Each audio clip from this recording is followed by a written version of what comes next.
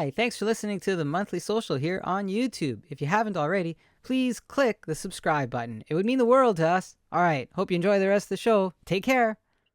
Hello, everyone, and welcome to the Monthly Social Music Spotlight. I am your host, Guido Perino, and joining me today, original and current member of the Billboard chart, classic band Lynyrd Skynyrd, co-founder of the band Blackfoot, honoring American Indigenous heritage, member of the Native American Music Hall of Fame, and now focused on new music with the Rickey Medlocke Band. Our featured guest, Rickey Medlocke. Welcome to the show, Rickey. A true Hey, honor to have you here. How are you? well, thank you for having me. It's an honor to be here. No, me and look at you give us this beautiful background today as you're joining us. Woo!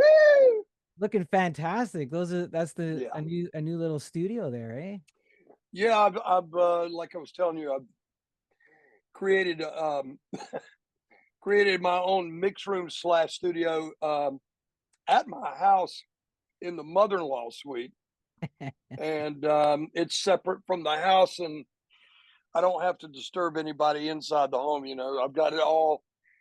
Great company named RLX did all the soundproofing and the whole bit, so I can play it as loud as I want to play it. So It looks like it looks kind of cozy. It looks like, it's got some character and everything, Ricky. Like well, it does. I mean, my better half, she's the one that basically picked the colors, the red drapes, and we've got I'm right now slowly but surely, like I was just telling you, we did a whole new makeover, nice. and I just finished with the new Pro Tools and all that stuff. So it's kind of cool because it's going to come together real quick now. And Mark, the guy that's involved in my side project, my side band, he he has his own studio, of course, and we throw music back and forth, and we're even involved in getting commercials now and writing new music for a new song for the next song we're going to put out. And I never stop. I mean,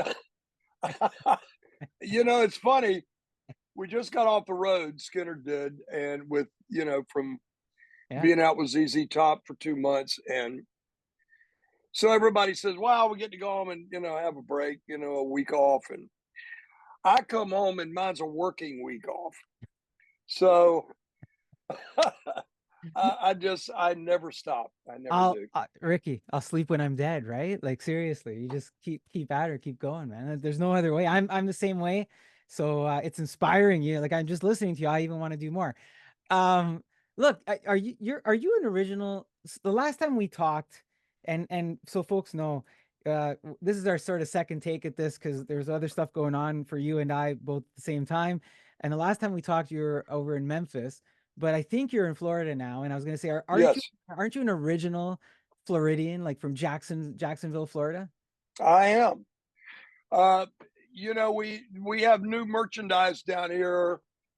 It's a big thing called Flow Grown, and I got the caps and the t-shirts and and it's and I, not to offend anybody, but I also got t-shirts that says "Don't New York my Florida," and "Don't California my Florida." So, That's awesome. but it's all in good fun. But I have gotten some comments and some stares out of it, and Ah, hey, whatever, But I was born and raised in Jacksonville, um, and my mother was very very young, and when you talk about the 50s, when you're that young and you have a child, at 16 years old, that wasn't really looked at favorably. yeah. Um, she took care of me for a little while, her and my grandmother. And my grandmother, my grandma Wilma, she was the Indian on my mother's side Hmm. of the family. She was Creek Cherokee, And I just ended up finding a beautiful picture of her and my grandfather, Shorty, who was the writer of Train Train. But they had divorced by the time I came along. And my granddaddy, Shorty, had remarried a beautiful woman named Ruby Juanita. And so when my mother had me, she could only take care of me so much.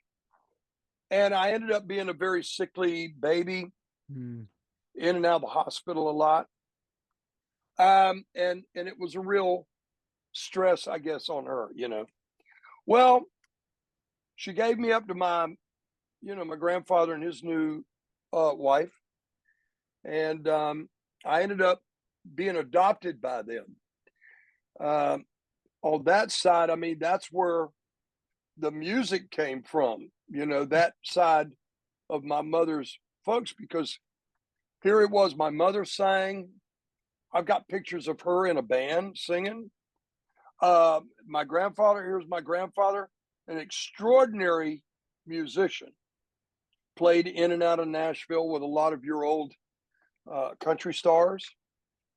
And he was basically a road guy, he did some Nashville stuff, and so they adopted me, my grandfather and his new wife, which was my grandmother. Yeah. But they ended up being my parents and raising me. And, I got to tell you, I think I was a very fortunate child to have that kind of rearing, because I was, like I said, I was in and out of the hospital a lot. It's not widely known, but it has kind of leaked out in the last dozen or so years. I have a respiratory illness called pulmonary fibrosis, and which, when I joined Skynyrd, played drums, that's very challenging. But I've been able to, do certain things and take certain steps in my life with help, to really stay, on top of it. You know what I mean? But thank God I had them, because they really had me back and forth to so many doctors, and I spent so much time in the hospitals and all this stuff, But had a pretty serious operation when I was about 9.5. Took part of my lung, and I basically all of one. And doctors basically said I wouldn't live to see 14 years of age. And now all of a sudden I'm 74, and I went, okay, I guess I beat that one. And so much for what doctors know, right? But you know what, man? All in all, being born and raised in Florida, actually, I'm glad that I was, because down here it was a really, the vibe back then in that era was just incredible. First of all, being in Jacksonville, we had so many shows coming through that part of the state. You had 95 north and south ran through Jacksonville, still does. Interstate 10 east and west runs through it, Then close by is Interstate 75. And so what ended up happening is that you would get a lot of bands and a lot of artists coming down to Florida to play, and they would play Jacksonville. One of my earliest shows, when I was 6, almost 7 years old, my parents took me to see Elvis Presley when the king was really the king. Yeah. That was in late 1956. And how the story was, how it happened, my mom and dad knew a lady named Mae Axton. and she was Hoyt Axton's aunt. May had an appointment, her and a guy named Tommy Durden and a guy named Glenn Reeves, and they had a song. And the song they had, they wanted to play it for Elvis because Elvis was in town for 2 nights. He did his first night. And so the next day, May and Tommy Durden, they were able to go up to his hotel. And they sat down and they played him the song, and he loved it. And he said, the only way I'll do it, and Elvis always did this anyway, you can read his history, but Elvis always wanted 50% of the song. Didn't matter who wrote it, he wanted 50%. Well, they agreed to that. And actually, from what I understand, the third writer, Glenn Reeves, only wrote 5% of the movie, so they cut him out altogether, which would have been, in today's terms, probably a huge lawsuit. Yeah. Well, the song that I'm talking about ends up being Heartbreak Hotel. No way. So, yeah. And so May ended up getting 3 tickets to see Elvis that night. She couldn't go, and she gave my mom and dad the 3 tickets and took Rickey to see Elvis. Well, I was already listening to the radio and listening to rock and roll at that young age. My mom and dad used to tell the story about they would get up at night and go into my room, and I'd be asleep with the transistor radio under my pillow, listening to the local rock and roll radio station.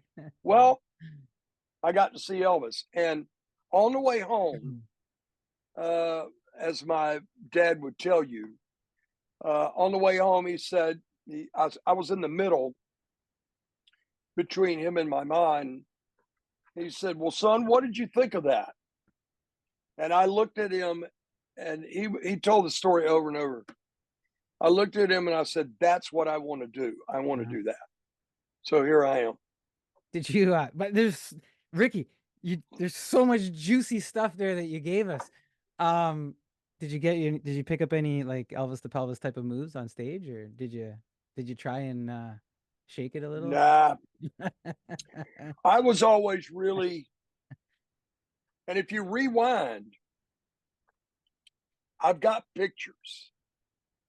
I could probably find them for you on my phone, and I'll show them. I'll put it up to the camera.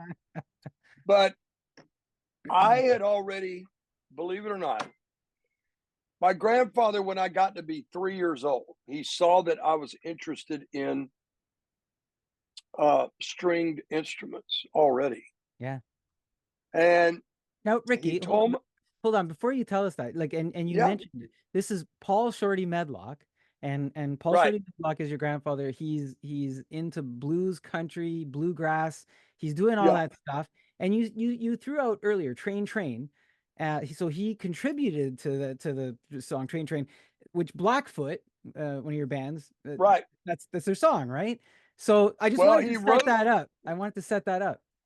He wrote the song in 1938. Right. And recorded it years later. But if you go back, he taught me how to play banjo. Yeah.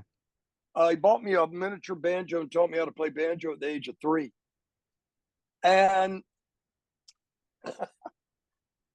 he was on a local TV show when he'd come off the road. He was on a local TV show called the Toby Dowdy Show. And he went to Toby one day and he says, my grandson and I've taught him how to play banjo.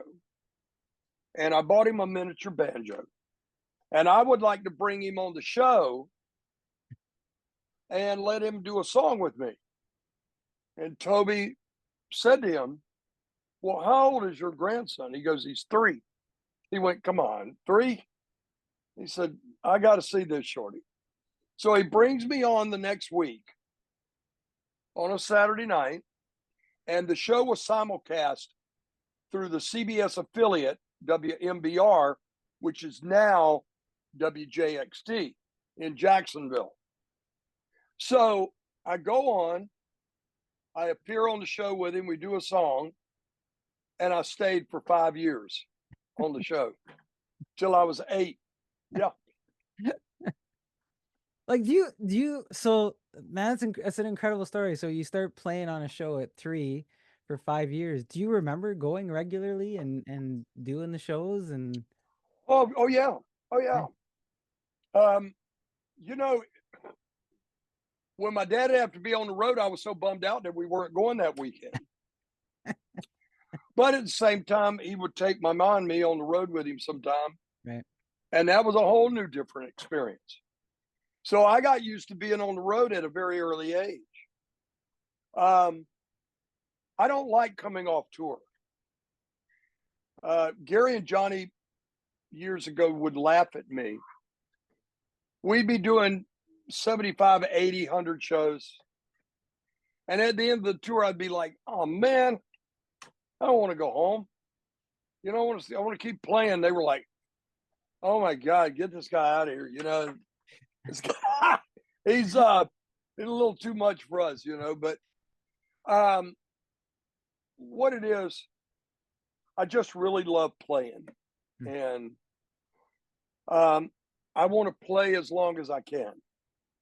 And, you know, when I think about it, I learned how to play guitar at 5 years old, drums when I was 8 years old.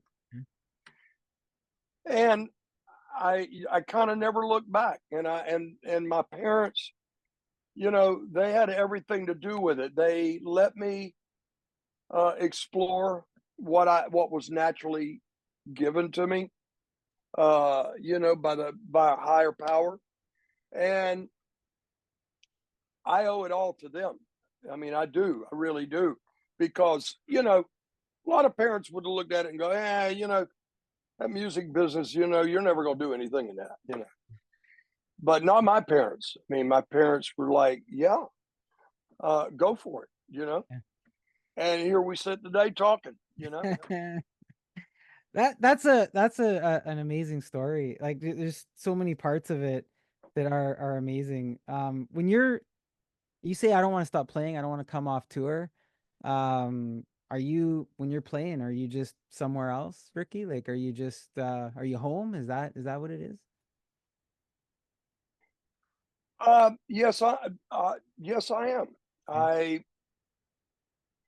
I'll be real honest, you know, I love being at home with my loved ones. I have a very beautiful lady in my life. She's my life's partner.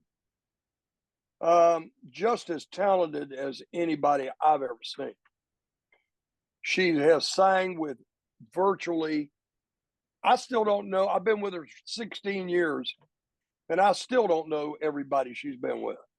She'll all of a sudden, we'll be sitting at the table having coffee or eating dinner or whatever. And next thing I know, she's been with this band or sang with this artist or whatever. And I'm like, what? You know? But that's how we met. How we met was she was one of the backing vocalists in Kid Rock.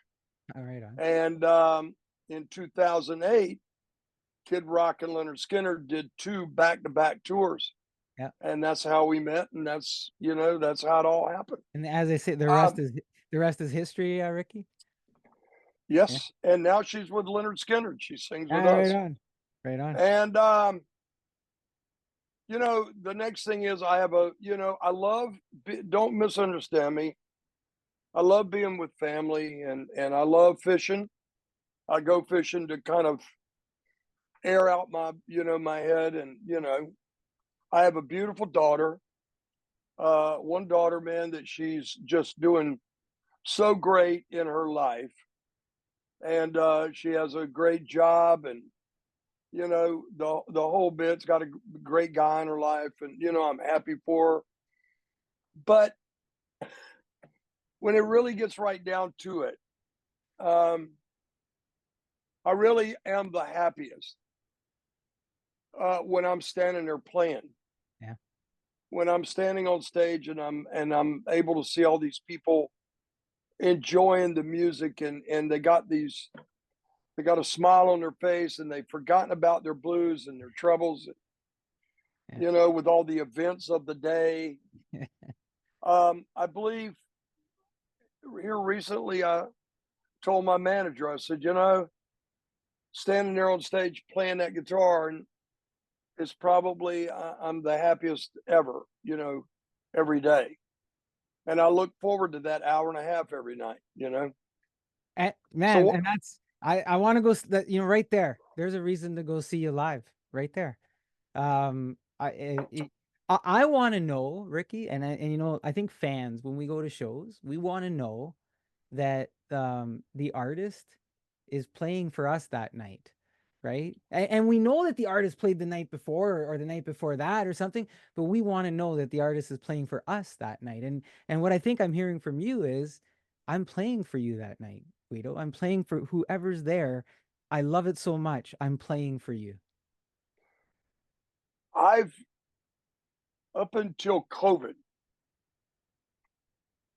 I had never canceled a show in my whole life, which kind of freaked everybody out because of the respiratory Right. illness that I got. When I caught COVID, everybody was just like, Uh-oh. you know, just terrified. Um, but I have a great physician with a great staff, and they saved my life. And so um, I give it all to them. Ricky, Yeah. let me ask you a question about that, the pulmonary fibrosis. And you kind of said, you know what, it's only maybe only recently been leaked, only a few people might know. You had it all these years. Did you ever have a fear that if they find out, they're gonna think something less of me as a musician, or they might not, they're like, oh man, I don't know about that guy because of this? Or was it ever anything like that? Or just it was just a No, private I mean, no, I'd get in fighting in bars, and you know, I mean, it didn't stop me from doing too much. uh, Stopped me from being an athlete, but you know, Yeah. who cares? I'm an athlete in my own right. You know what I mean? Yeah. Um, I never really thought about that, and I never really much. And if I had have, I probably wouldn't have much cared because I love doing what I'm doing, and I figured, hey, I'm going to continue doing this anyway. It's not going to stop me. And you know what? I've learned. I've learned how to take care of myself, and I've learned how to deal with it. And now, with modern things that's happening, I'm even able. In fact, I just saw my doctor yesterday, and he looked at me and he said, "My God, you look great, Ricky." He said he's trying to get my genomics um, to where right now I'm 74, but the inside my genomics, I'm about 60. And what we're trying to do is break it down to where, you know, as at the age I'm at, and I'm trying to get down into my 50s, my genomics and my, you know, my body chemistry. Yeah.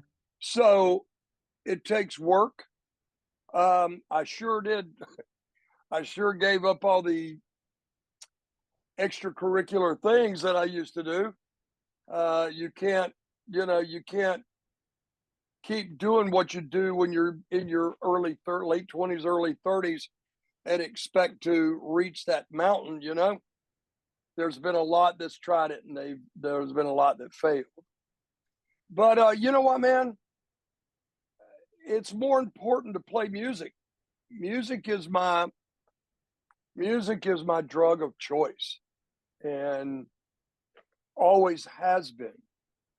I mean, even some of the lowest times of my life, music always pulled me through it.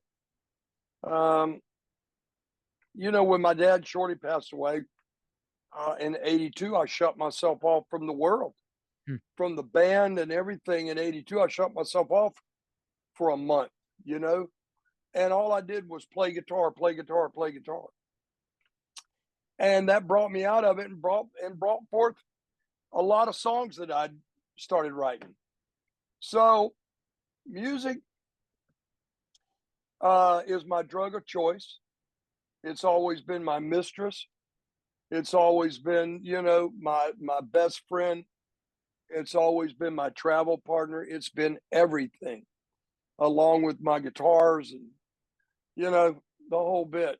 And It's at always like, it's at your core. It's at your core, Rickey, right? So let's ease a little bit more into some of the music stuff here. You know, as fans are engaging with your content over on your site, RickeyMedlocke.com, we yeah, have fans and listeners that want to hear about your music journey, and you're giving them that and more tonight. Loving the information and content that you've given us and shared some very personal things. So thank you for that. But your music journey, if I can just go back a little bit, you mentioned Skynyrd a few times, and we've mentioned Blackfoot a few times. You're an original member of Skynyrd, right? correct. How did that originally come to be, Rickey? Like, Well, in 1969, Blackfoot had formed under a different name. We were called Hammer.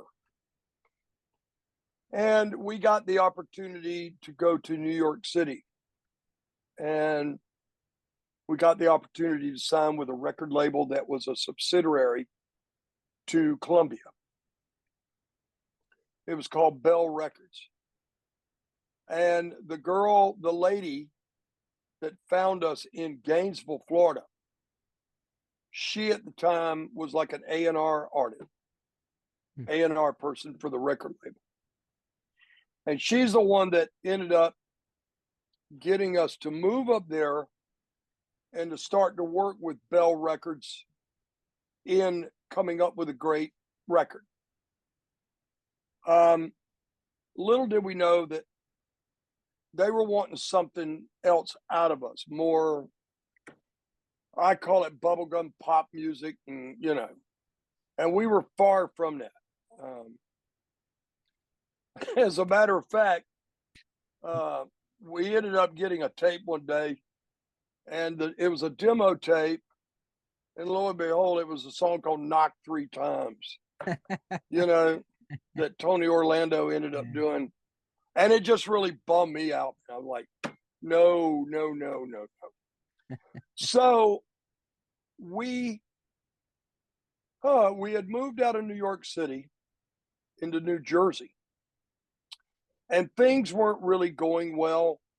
And I was getting really frustrated because there was a relationship that had formed between the drummer and the management. Okay. I got frustrated and decided, you know what, I want out. And so I happened to know how to. I happened to be able to get a hold of Alan Collins, and I called up Alan, and I said, Alan, Rickey Medlocke. He said, hey man, what's going on? And I said, well, thought I'd give you a call. I'm really frustrated at what's going on with me right now. And he goes, well, where are you? And I said, New Jersey. He goes, yeah, we heard that you guys had moved up there. And see, you got to understand, it's really interesting. Tom Petty and the Heartbreakers were called Mudcrutch. Then there was Lynyrd Skynyrd. Then there was Hammer, us, that turned into Blackfoot. Well, Tom Petty, he gathered up his guys and they went to L.A. We gathered up our guys. We went to New York, and Skynyrd stayed where they were. So we moved out to Jersey. I was unhappy. I got all of Alan, and he said, do you still play drums? And I said, oh, absolutely. He said, you need to call Ronnie. So I called up Ronnie Van Zant and got hold of Ronnie. Ronnie answered the phone. And I said, Ronnie, Rickey Medlocke. He said, hey, man, how are you? I said, I'm doing good, pretty good. He goes, what's going on? And I said, well, I just talked to Alan, and Alan told me to give you a call right away. And he goes, I said, he asked me, did I still play drums? I said, what's that all about? He said, well, we're losing Bob Burns, the first drummer. Yeah. And we're to start our first record in Muscle Shoals, Alabama, at Muscle Shoals Sound in 2 weeks. And I went, I'm your guy. Boom. Well, pardon me. They bought me a plane ticket, and I sold off my amp and a few things, but I kept my guitars. And lo and behold, man, I went down to Jacksonville, flew in. They met me at the airport. We stopped by my parents' home. On the way to rehearsal, we started rehearsing that night. And we stopped by my parents' home. And here's my dad out on our front porch playing his guitar with the harp rack on it, harp. And Ronnie goes, is that Shorty? I said, yeah. He goes, oh, man, listen to that. So we all got out and they crowded around my dad.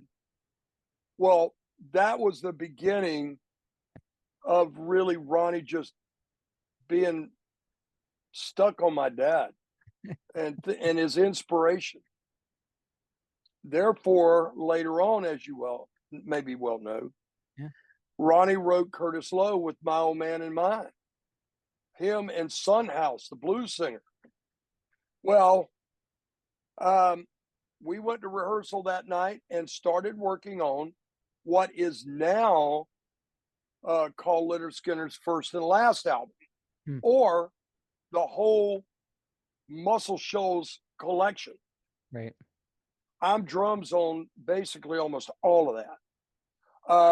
I played acoustic guitar on it. I sang vocals. I sang backing vocals. A lot of stuff, So that was the beginning at that time, early on in 71. Yeah. And I stayed through almost 73, 2.5 years. Yeah. So again, incredible, and Shorty, incredible. And we have a lot of amazing history because of that. But you leave Skynyrd after 2.5 years. Yep. And you go to Blackfoot. Well, what happened? It got to be, with what's going on here. It was hard. Yeah. You got to have a lot of breathing capacity to play drums. A lot of air intake, And I really felt like, honestly, and I discussed it with Ronnie and the guys, I felt honestly that I wasn't doing fairly by them because, as I said to them, you guys need somebody better than me. I have this condition, and it's, you guys just need somebody that's going to take you, that's going to be more badass than I am and take you forward. And Ronnie was like, man, what are you talking about? We love the way you play. You're a part of us. Little did I know that later on, this would be a real difficult thing to think about. But I left and we got Blackfoot back together. Yeah. And I remember my old man saying something to me, man, that stuck with me forever. And he said, I really feel that those guys are really going to do something. That singer, Ronnie, he goes, that boy Ronnie, there's something about him.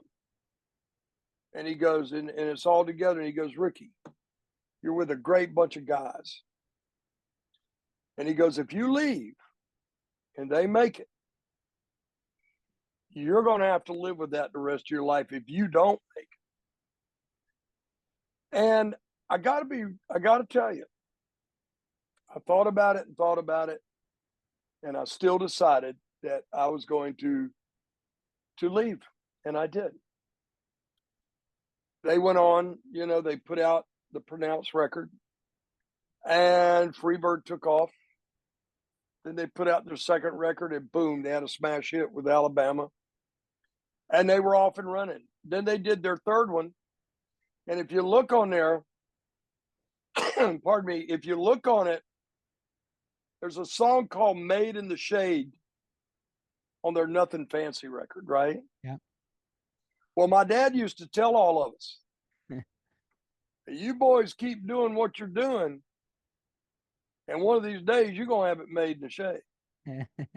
Ronnie wrote a song, dedicated the song to my old man, and then not only that, he wrote, or he dedicated the whole Nothing Fancy record to my old man.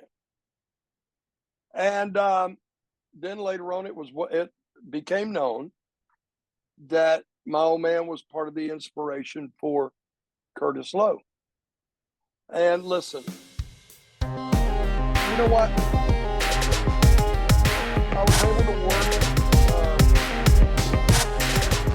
Ronnie and Alan and of course Billy, Leon, and Gary and all that. But Ronnie was a tough guy, but he was a very special guy. If you think of it in terms, and think about this, think about it in terms, the boy was taken away from us by the time he was 30, right before he was 30 years old.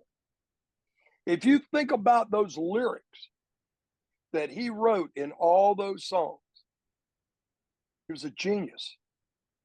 I called him the very original first Southern poet because he could write these lyrics that everybody could get next to.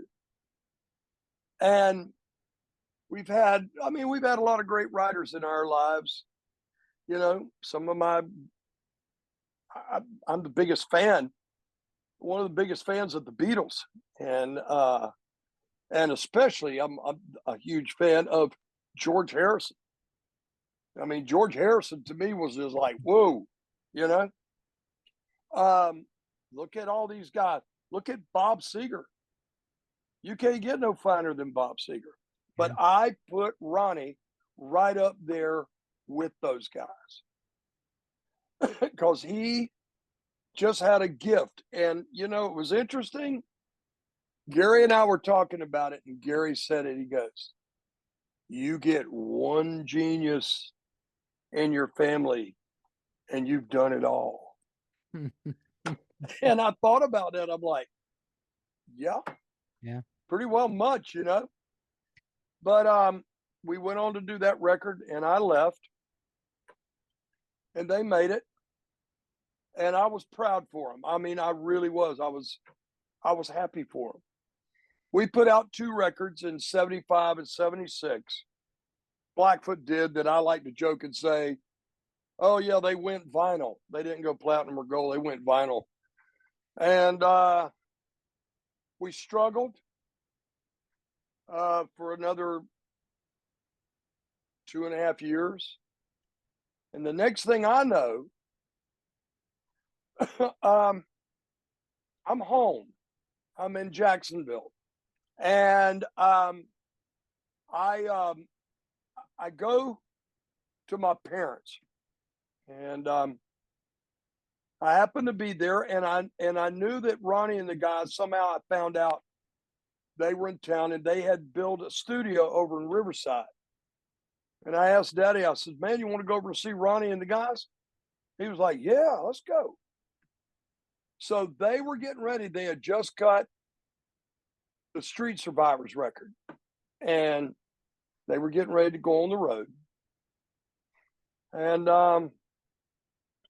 So we go over there.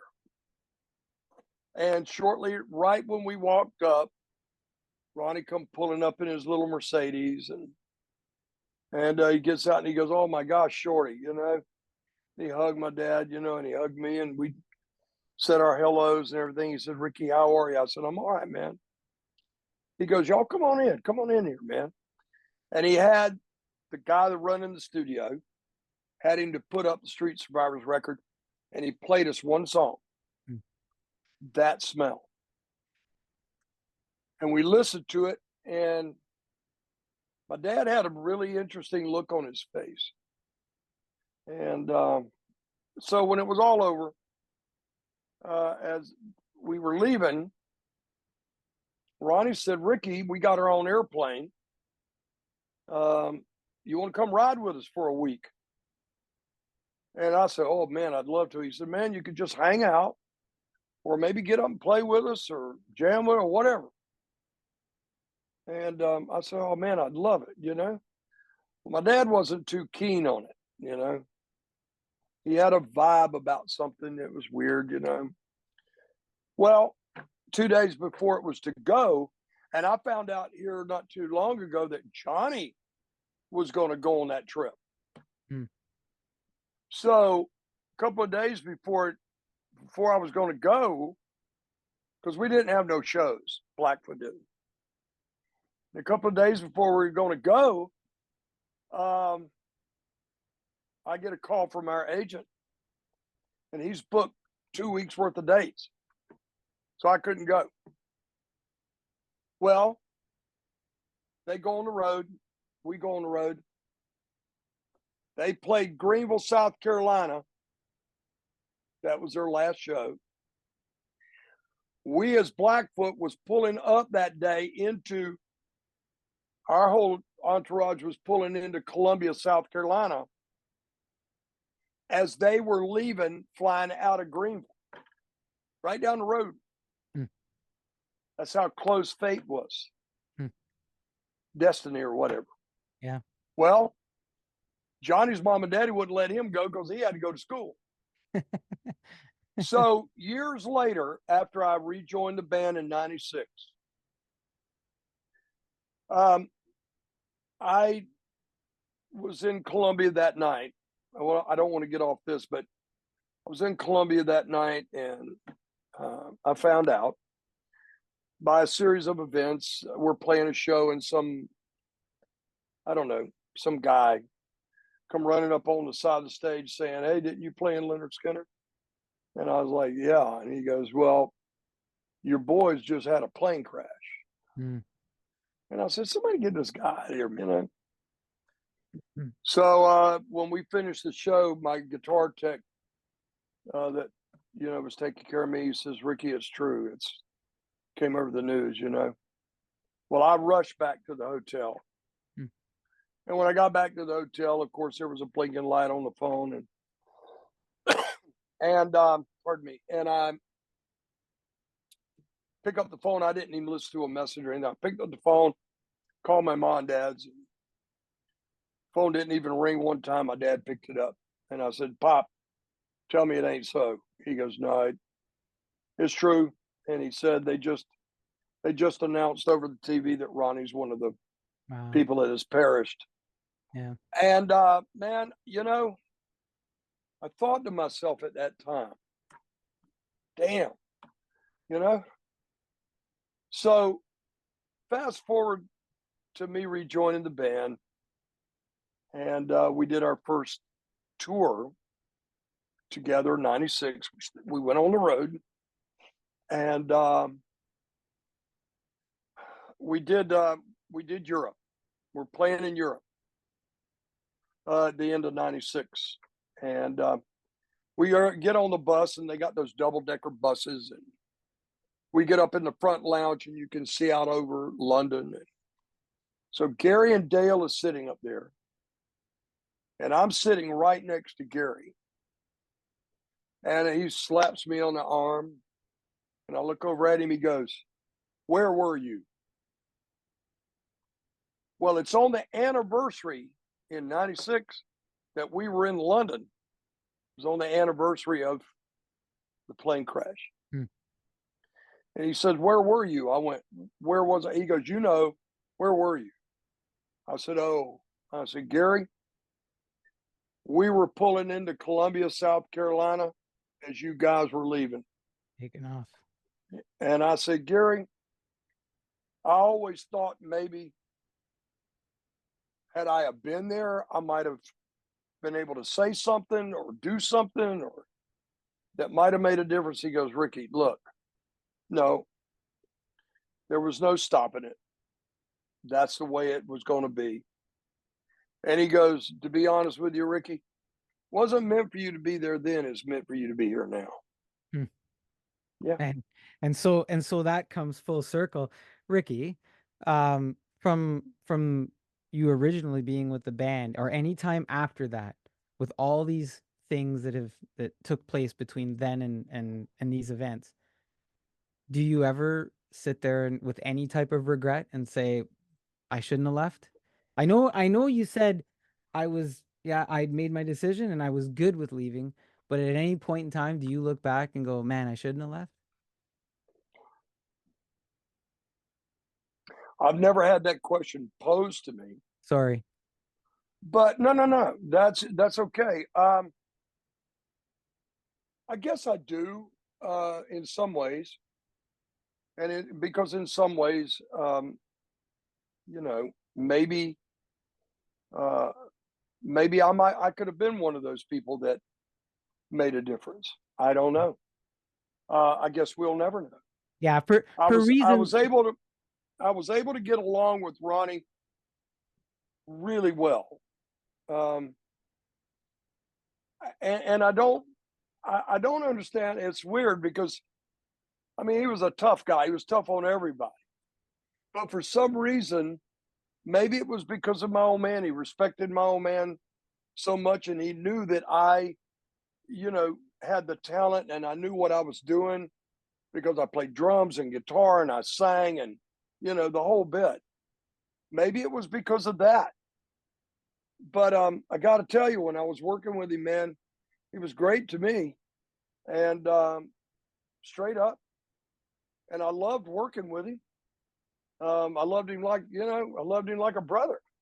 We all did. We all loved each other like a brother. And I guess maybe if I'd have been there, maybe I could have.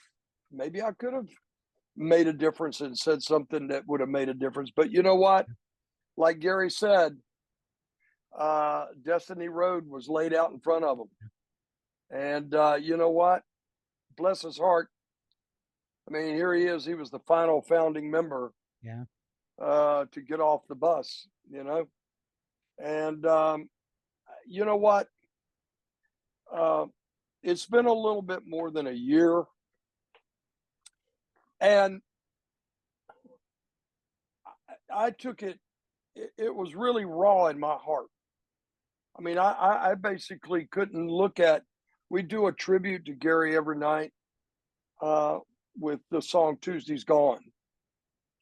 And Tuesday's Gone, like, probably is one of my all time favorite songs. And my ma just loved that song. And of course, Simple Man and, all the other great ones, Freebird and Alabama and all that. But, you know, I've just now gotten comfortable. It took me over a year to be able to look at that video Hmm. that's showing up behind us. I mean, I'm standing there watching the audience and they're looking at it. And I'm like, I remember I tried to look at it after about a month or month and a half. And I couldn't, I really got emotional about it. And, I miss the guy. Yeah. I really do. You I know, spent a lot of years with him. Rickey, I often ask a guest on my show, I ask them something along the lines of, what's your identity? Who do you want people to know who you are? And in this last question that I just asked you, I think we know who you are because you said, I say to you, basically, I say to you, any regrets for leaving? And you say, yeah, but it's not for the things that I think people would say, oh, he regrets, being on the tour and having the songs, being in the album, and all the sort of, you know, the fame of it. It's, but if I was there, we might have had a different outcome. And Yeah. that's who Rickey Medlocke is, right? Like that's the identity. That's the same guy who loves being there for people on stage as it's the guy who says, "Man, these people who I loved, who were my stage family, we could have had something different. Maybe I could have made a difference life-wise." Right? Which is it got me a little choked up. So Well, I mean, the thing is, you got to realize something.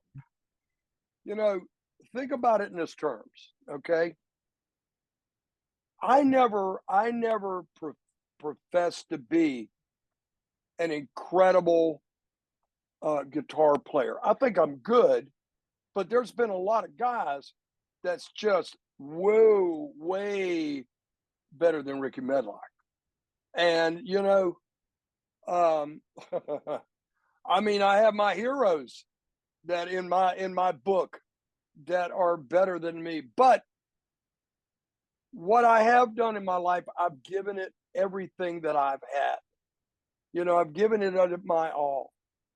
And every night I walk out on that stage, I've been on stage with 103 fever before and just didn't even hardly know where I was. But it was all because those people showed up for that show and I had to go out there. That's what I am. And that's who I am. And the thing is, I never thought about being a rock star. I never, to me, when I was young, what I wanted to do was play guitar, and I had my little amp, and I wanted to be able to just pick up my guitar, my amp, walk into a club, play, maybe get paid a few dollars, and walk out. I thought that's what my life. I thought that's what my life was going to be. Little did I know, um, I was going to be with, you yeah, know, two great, incredibly, yeah. world renowned Southern rock bands. Absolutely. And, Rickey, let's talk about I want to transition a little bit to Blackfoot. Because I want to get to some of the stuff that you're doing yeah, right now too. So look at the time Blackfoot was born as a brand, you did yeah, so with some intention to represent the indigenous heritage present in the band, with Jackson Spires having Cheyenne and Cherokee roots, yourself with Lakota Sioux, yeah, Blackfoot, and Creek Cherokee, Greg Walker with Muskogee Creek. And, yeah. and seeing the evolution of understanding, connecting, and respecting Indigenous heritage today, do you think that you were ahead of your time in the naming of your band, or do you see it as could you see it today as one of the building blocks to where we are getting to when it comes to Indigenous culture? Well, at the time uh, of Blackfoot, each guy, Jackson, Greg, and myself, we knew our original roots, and we knew where we knew our heritage, and how it came about was we had the name Hammer, and then we found out somebody had that name over in England, and then we named our band, believe it or not, Free, and then all of a sudden, All Right Now came out, and we had to change our name. The next thing you know, Jackson was the one that suggested, let's name the band Blackfoot. Hmm. We got, three natives in the band. Let's name the band Blackfoot. It sounds like the music. It sounds like the image we're going after, so forth and so on. Well, all of a sudden, we had another Native American band, Redbone, came out with Come and Get Your Love. Yeah. And we felt like we were right on the money. We said, hey, we're doing probably what we need to be doing. Yeah. And we never looked back. I mean, we were proud of it. We were proud of what we had accomplished. And you know what? Were we ahead of our time? Maybe. But you know what? We were heavier than a lot of your Southern bands. We didn't fall into this category of Southern boogie or Right. redneck rock or whatever. Johnny Van Zandt even likes to say that he always felt that Blackfoot was the original Southern heavy metal band. And I would probably pretty well much agree with that, because I got to tell you, Europe took to us like you take Yeah. the cake and ice cream. I mean, man, if it hadn't have been for the business, Yeah. Blackfoot would have conquered all of Europe so big, and it would have rolled from there. But what happened? The head of our record company over here in America didn't like us going over to England, and they got into a big tiff back and forth. And guess who got caught in the middle of it? We did. The music Then the next thing, band. well, Yeah. and all of a sudden, we don't get the support. We don't get this. We don't get that. And it all came tumbling down.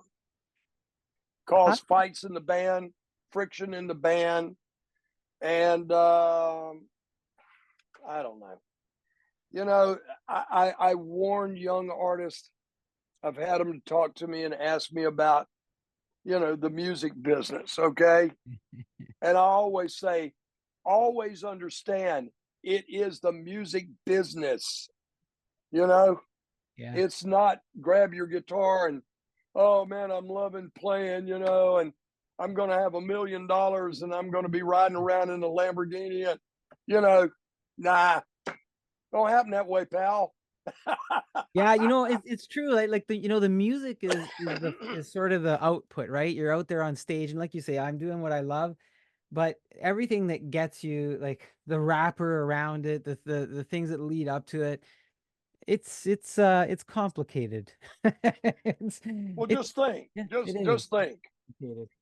The biggest payday of my whole life was when Gary Rossington said, if you pass the audition, I'll wrap up $1.50 in a Snickers bar and I'll put you in the band. That was my biggest payday. And then I climbed up on the bus years later, not thinking about it, and I'm worn out after Freebird. I'm sweating, and I look up on the galley counter in the on the bus, and I see this thing there, and I walk by, and there's a note, and I pick it up, and it says, Rickey, paid in full. It was $1.50 wrapped up in with a Snickers bar. That's hilarious. That's hilarious. So And that was my biggest payday. and you just plugged Snickers, by the way. Snickers, you just got free advertising from Rickey Medlocke. You're darn right. Yeah, we get free ones now. Look, so Blackfoot, I mean, it doesn't go away. Blackfoot doesn't go away. You know, you keep playing, iterations of it happen. The website right now, officialblackfoot.com, suggests that the current band lineup is on hiatus. Other members of the band say they've stepped down from representing the brand Blackfoot. What's that about right now? Will we see Blackfoot come back in some capacity, or? In my opinion, no. Okay. I had put together this young group, and I had cut a record on them, Southern Native, and it came out, and they started getting gigs, and it wasn't chin in the world by all means, but they were starting to get their bearings and their wheels going. And so then I cut another record on them, and the next thing I know, they didn't want me as the producer. And I was like, whoa, wait a minute. The deal is I cut this record on you. We're getting great reviews on it, Yeah. that it sounds good and it sounds great. And I've got a new record cut on you guys. You want to get another producer? Well, the deal was they could go out under the name Blackfoot. I mean, I got them on Skynyrd shows. They were starting to get their bearings. And I said, the deal was you can go out, you can use the name Blackfoot, but I have to be the producer. And, that's it. I have to produce the records. Next thing you know, they don't want to do that. So I said, guess what, guys? I'm out. Okay, I'm Mr. Wonderful. I'm out. Yeah. Yeah. So, that's the way it went. So right now we're gonna let Blackfoot's gonna rest for now. Well, I got the name, I own the name, and I put it away. Yeah. And you know what, man? It's funny. It's so weird that you're saying this because I was just met a couple at my favorite restaurant that I like to go and eat a salad. And they come up to me and they ask me, are you ever going to put together a Blackfoot run? And I looked at them honestly. I said, honestly, no, I'm not. And I said, listen to what I'm telling you. When you're young and you're hungry for making it, there's a spirit about yourself. There's a drive, the want, the need. And I've seen bands that's had all this success, and then they break up or whatever. Then they come back together and they just don't quite have the essence of what they were. Yeah. And you know what? And I tell this to everybody. If I were going to do it and I were going to entertain that idea, then Jack would have to be alive. Yeah. Jackson, the drummer, because he was my partner in writing all the songs and being on stage doing what we did. So therefore, I just, what? Jack's gone. The essence and the spirit of what it was is gone. And I'm, you know what, man? I'm into all this other stuff now. I love thinking about those days, and I appreciate it. And I cherish those memories. I really do. Yeah. I mean, we accomplished a hell of a lot. And we sold gold, we sold platinum. And hey, you know what? We had a good run. But now, I promised Gary Rossington that I would be in Lynyrd Skynyrd till the last note in Freebird was played. Here I am. That's listen, that's a fair way to allow us to enjoy the legacy of Blackfoot. Look, is it I'm asking you hard questions maybe. Is it true that you and Johnny Van Zant have been considering a new Skynyrd album? If you do, what would we expect to hear from that type of album? Well, I will tell you this much. We are considering it and we are looking into it. We have a lot of material lying around that Gary was, he was a writer with us. Yeah. In all this material. And there's a lot of it. So Johnny and I got to thinking, why let all that go to waste? Let's talk about this. Let's explore this. Let's get into this. And let's see what comes of it next year. Is it going to be a hard album to do without Gary Rossington?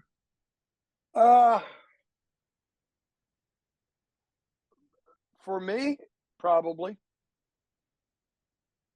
But you know what? I know he's with us. And I know he'll be sitting over here, whispering in my ear, come on, you son of a bitch, play it, And but it will be. Look, there is not a night that goes by on that stage that I don't miss the guy. I miss him. I got the most wonderful picture of Gary and I, man. It was just incredible. And it was taken on stage on Freebird with Ronnie's hat between us, and the light is shining down on us. And we're looking at each other. And that picture says it all for me. It really does. And one day when I have to get off the bus, I hope that he's there to greet me, along with maybe Ronnie and Alan and my dad and my mom, everybody. And I hope they shake my hand. I hope I don't get popped in the face, you know. You know what, man? From what I've learned from you just in this conversation tonight, I'm pretty sure you're gonna get a big old hug. Look, while you're considering the new Skynyrd stuff, and man, I'm looking forward to that if you end up doing that. You've also got the Rickey Medlocke band right now, and Yep. band includes the two Marks, Mark Werpel and Mark Westland on guitars, Steve Soderstrom on drums, Super J, Johnny Kite on bass. Yep. What do we expect from the Rickey Medlocke band as this group comes together and gives us music? Well, one of the reasons why I wanted to do this was because, when I come off the road, like I just told you in the very beginning of this interview, I can't stand being off the road. I mean, I can't stand sitting around at home and not playing and not making music. One of the things that I love about having my own studio, I can walk out, I can walk out of my house into my studio. I can pick up a guitar. I can create. Right now, Mark Warple and I are developing music for commercials, maybe. We're developing a new song to put out, another one. Yeah. But I can't just not be doing something in music. It drives me crazy. And I can only fish so long. And then fishing gets boring, especially if I'm not catching any damn thing. And I love being in my boat, running up and down the river, or going out to the Gulf or whatever, but you can only do that so long. So Mark and I are going to stay on this. Hopefully we're going to do more shows. And, we are, at some point we will. And, we'll just keep it rolling. But you know what? The Skynyrd thing is my number one. I'm loyal to. I hear you. I'll tell you something, man. It's interesting. A lot of times I've questioned myself about loyalty. I've been, how loyal I've been to people and certain situations, and sometimes I think it was the wrong thing to do, but you know what? To me, it was the right thing, and that's the way I am. And like the lady in my life, I'm loyal to her, and you know what, man? I couldn't ask for any better. I mean, that's what it comes down to. She's the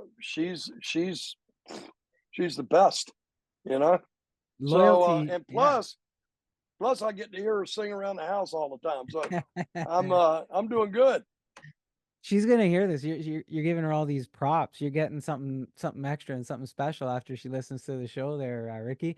Look, loyalty runs deep here, and you do things for people, and you're doing something special with your new song, Never Run Out of Road, that you co-wrote. A portion of the proceeds from downloads and streams of the song are in support of the missing and murdered Indigenous women, the MMIW movement, and will be directed to the National Indigenous Women's Resource Center, the NIWC. Can you share with us why you picked that movement and what it means to you? Well, I had tried to do, oh gosh, this has been what now? 5 years ago, 6 years ago, or whatever. I tried to do a TV show, um, and it was about missing and murdered Indigenous women. Mm. Um, and I tried to do it through a very famous actor out of Hollywood, his production company.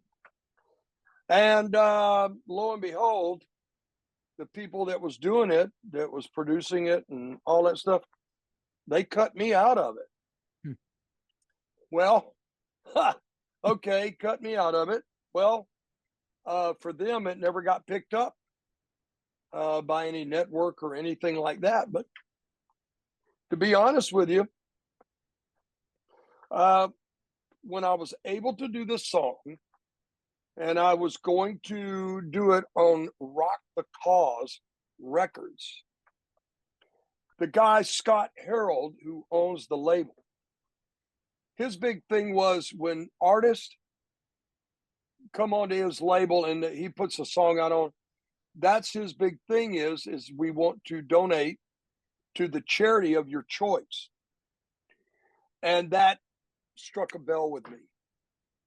I said, I've wanted to bring this to the forefront and help in some way. It might not be astronomical, but if it's in some small way, Yeah. let me be able to bring about a voice about an epidemic that has been happening, oh my God, for so many years. It's you know what? It's been going on probably 100 years. And if you think about it in this terms, okay, Native Americans make up maybe just about 10% of the country. And out of that 10%, think about 40% of the women have been missing or murdered. That's a lot. It's an incredible. So yeah. when I got together, when Mark and I decided to do this song, and realized that the song was written originally, the first draft of it was written originally by myself and Charlie Starr of Blackberry Smoke. Hmm. And then Mark and I took it, developed some other stuff on it, and there's what you got. We put it out, and it really was accepted by a lot of, we got a lot of positive reviews on it. We got a lot of positive feedback, like yourself, Yep. And we went out and we played it live. It went down great live. And you know what? I'm very happy with it and proud of it that I've been able to do this and just have, at least in a small way, have a voice of this problem. And how I got in, how I found them. When I knew we were going to do this, I wanted to get a legitimate, upstanding, organization. So I called my friend. He's like a brother, and actually Native, we are brothers. But I called up Gil Birmingham, who is on Yellowstone. He plays the tribal chairman of the Cheyenne Indians. They had done a segment in the third season, I think it was, about this subject. And also Gil had been in a movie with Jeremy Renner called Wind River, where he played the father of a missing and murdered daughter. Well, I called up Gil and told Gil what I was wanting to do and what I was into doing. And he said, Rickey, you know what? He said, Taylor Sheridan donates to an organization that has something to do with it. Let me talk to him. Let me call him and talk to him. So he called Taylor Sheridan for me. And Taylor called him back and gave him the information. Gil gave it to me, and there you go. And you know what? I'm very happy to be doing this. And on the next song that we put out, I'll still do it. I mean, Right on. I'm gonna stay steadfast on it. I'm not wavering. And there's a couple of other charities on there. Like I'm involved with a company called Green River Enterprise, which is in Canada, and they have a yearly event called the Dream Catchers Gala event. One year they gave me an outstanding award in music, lifetime achievement award. Yeah. Um, and of course, I'm with the Native American Music Hall of Fame. Yep. Robbie Robertson is credited, and you get me into that. And then I also love animals. Both Stacy and I, we love animals. We're big into animal just charities. And I was so happy, and I'm just going to throw this out there. I just saw, and I donate to, it's called the WWF Foundation, and I donate to them for tigers, Siberian tigers, Bengal tigers. And I just saw where tigers now have made a big comeback. And I just love it. I Yeah. just go, yay.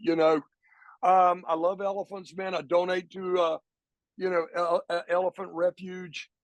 And dogs, we have a couple of dogs, that's like our children. I love all animals. I mean, I really do. Even right down to rattlesnakes. I mean, hey, they all got a purpose. You know what I mean? I don't want to be handling one, but there you go. um, but you know what, man? I believe it's all for the betterment of the world, Yep. of where we live in. I wish people would stop and just think for a minute and try to think about where we're heading. Where are we going? Uh, there's so much. I can't believe all the rhetoric is going on in this world, and people just don't stop to think about where we're going. I mean, really? Um,